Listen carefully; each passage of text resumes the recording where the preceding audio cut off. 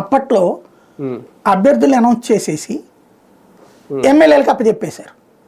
ఇప్పుడు ఈ సీటు ఒక ఎమ్మెల్యేతో అయ్యే పని కాదు.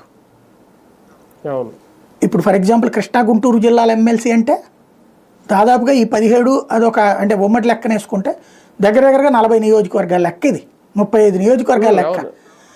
ఆ 35 నియోజకవర్గాల ఎమ్మెల్యేలు అక్కడ మానిటర్ చేయాలి కదా.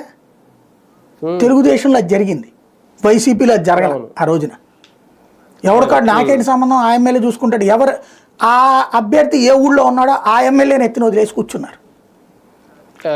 అసలు ఇంకోటి అక్కడ సంస్థాగత నిర్మాణం లేదు కదా. మీ ఏరియాలో నమోదు చేయొచ్చు, మీ ఏరియాలో నమోదు చేయించని ఎవడు ఇనిషియేటివ్ తీసుకుంటాడు.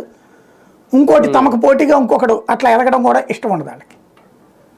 వదిలేశారు, వైసీపీ వాళ్ళు కాడు వదిలేశారు. దానివల్లనే నాశనం అయిపోయింది అక్కడ. అదే వీళ్ళు బాబు గారు కూడా ఫాలో అప్ చేశారు. అదే అనేది ఇక్కడ అప్పుడు జగన్ ఫాలో అప్ చేశాడు. ఫాలో అప్ చేస్తే మీటింగ్ ఏది ఆ కాన్ఫరెన్స్ లేదా తాడేపల్లి పిలుస్తారు, టీ తాగుతాడు, సమోసా తినేసి వెళ్ళిపోతారు, గెలిచేస్తారులేండి అని చెప్పేస్తారు, అయిపోతుంది అంతే.